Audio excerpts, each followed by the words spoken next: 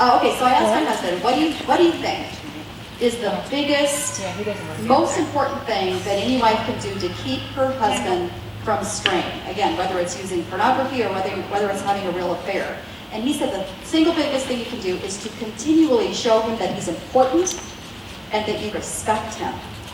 That was not the answer I expected. But he said that, in his opinion, is the single biggest thing you can do to keep your husband from straying.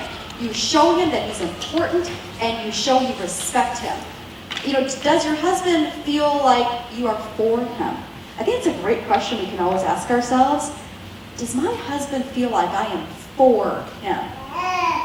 We should always be able to answer yes to that. That means we're showing respect, that he's important, that we convey that we are for him.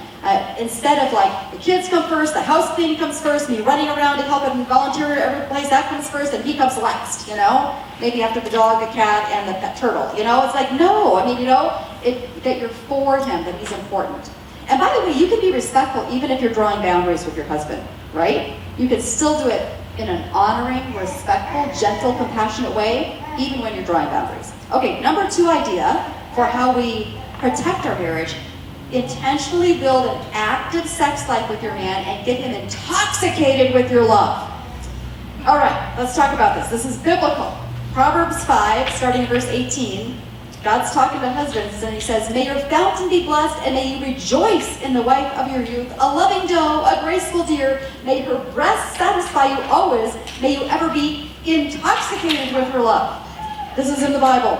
Isn't that just like stunning that that's in the Bible? You're like, ooh, wow. But apparently God's in favor of sex between husbands and wives, and that we're supposed to be intoxicating to our husbands. But I want to go to this third point, which is to see a counselor if you have problems being a willing sexual partner for your husband.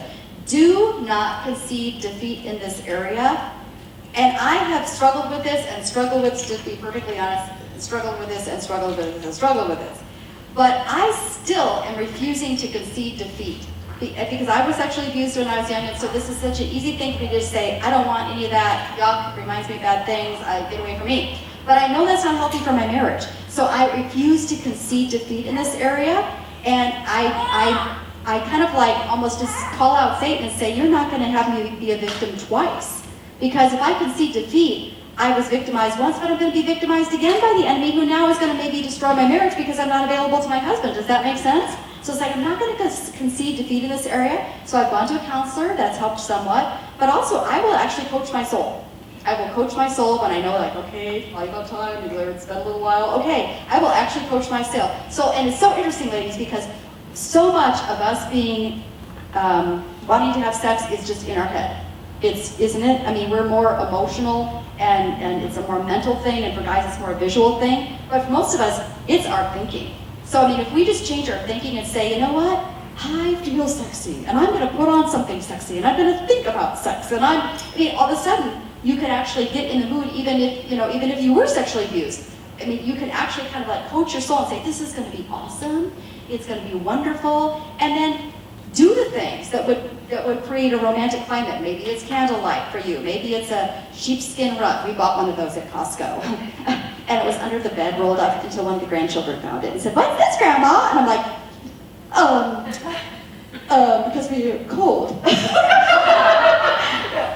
Okay, number 4 was, now I'm getting in order here. Talk with your husband about setting firm boundaries for both of you about never spending time alone with the opposite sex.